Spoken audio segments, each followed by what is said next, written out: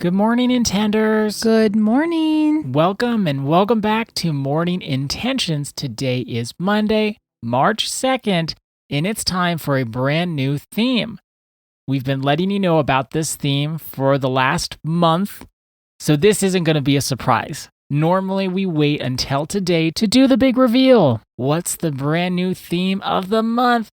But we wanted y'all to be prepared for today. So you already know our theme is codependency, and we'll be taking a look at codependency through our book study of Too Much by Terry Cole. Are you excited, Annette? I'm very excited. I am too. I've been thinking about what do I want to share on this first episode. The thing that keeps coming up when it comes to codependency, I will say again, I really don't feel like I'm codependent. But you know what I'll always follow that with, but I do like to make people happy. And so as I've been reading the book and thinking about codependency, if you're like me and you're listening, don't just say, well, I don't know anything about codependency, it doesn't apply to me. Just hold on. Just wait, because you might find there are things that do apply to you, even if you're saying, I'm not codependent. Because I do like to make people happy.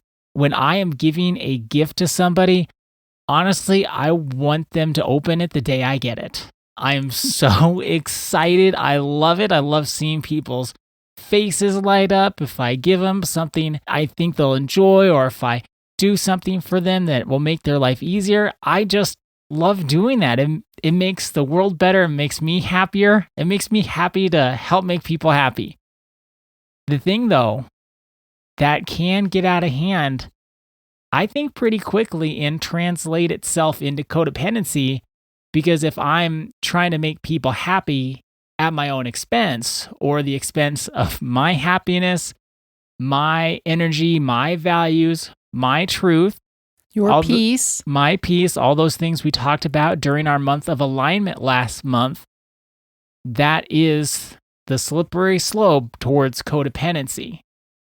So even if you say that's not me, hang with us, listen in, because maybe it will apply to you more than you think today. We can also believe that codependency doesn't apply to us because for a long time, codependency was thought to only apply to people that were in relationships with people that were in active addiction. Melody Beattie, she's kind of the queen of this. She wrote a book called Codependent No More. Yes, there can be codependency when we're in relationship with people that are suffering from addiction, but that's not exclusively where codependency is found. Yes, she cornered the market for a very long time. But now, in these days, the definition of codependent and codependency has expanded to different types of relationships, or even no relationships at all, because it's not how you relate to one person, it's how you relate to other people. And the focus of this book is for high-functioning codependent individuals. There are two types of codependency. Under-functioning codependency is when you get down in the hole with the other person or people and you stay there. An example would be if you were in a relationship with somebody struggling with addiction, that you become an addict yourself and you both are stuck in that position. Or let's say you are in a relationship with someone who overspends and doesn't care about getting into debt. You would then also engage in that behavior and you would both get deep into debt. Underfunctioning is when you stoop down and go to the level of someone who is also struggling in life, and you don't rise above, you engage in those same behaviors, and then your life suffers. That's underfunctioning codependency. Right, and it's underfunctioning, not low functioning, because you're underfunctioning, meaning you're not living up to your own potential. the unhealthy aspects of this relationship are then pulling you down to a level where even though you could reach the highest highs and you could have hopes and you could have dreams, you trade those in for peace or equilibrium within this relationship, even though it's detrimental to you. So, even though we are focusing on high functioning, if you're not a high functioning codependent, please don't take that as in you're low functioning. We're saying you're under functioning because you could be doing so much more if you could get out of that habit and the pattern of codependency. You're just not living up to your full potential, and we'll say yet. But again, we're focusing on high functioning codependency for the month of March and maybe a little bit after. We're not firm on our dates with this one because we don't want to go too fast. We want to have a nice steady pace so we can fully absorb all this information. The reason that we chose this particular book and its focus on high functioning codependency is because of where we've been together this year. We started out listening and noticing in January. And then in February, we were working on being aware and becoming aligned with what's true for us. And we talked about false guilt and a few other issues that can come up when we're wanting to show up in alignment with what's true for us, but then we don't.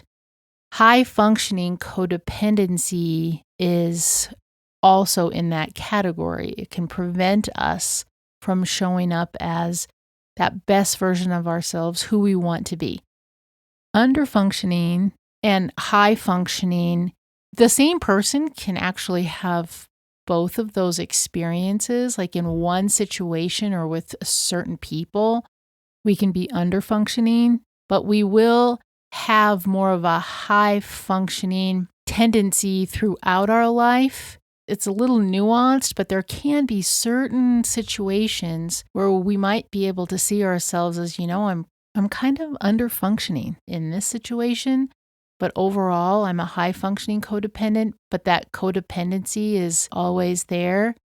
So it's important for us to understand there's this overall blanket codependency. But then Terry Cole, and she is the one who has made this distinction, under-functioning and high-functioning.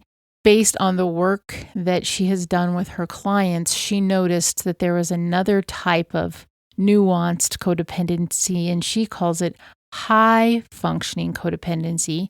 And her working definition is high functioning codependent behavior includes being overly invested in the feeling states, the decisions, the outcomes, and the circumstances of the people in your life to the detriment of your own internal peace and emotional and or financial well-being.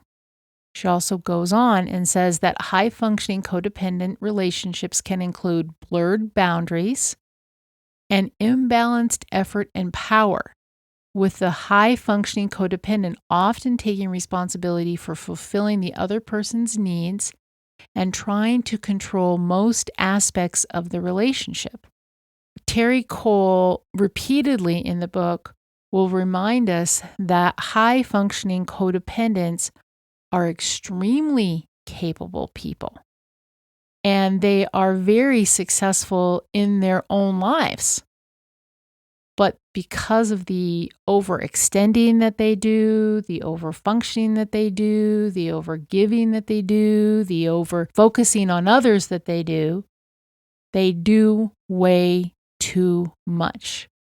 So that's what the focus is of this book and our discussions here. But it is important as we start out that there's a subcategory, and it's important to realize that the underfunctioning, we're going to focus on the high functioning. Because if you're listening and you're noticing and you are trying to align with what you've heard when you've listened and noticed, if you are struggling with codependency, you will probably be in the high functioning category. With all of that in mind, as we begin our focus on high functioning codependency, I will be honest about my relationship with codependency. I will be honest about my relationship with codependency. Thank you so much for joining us today.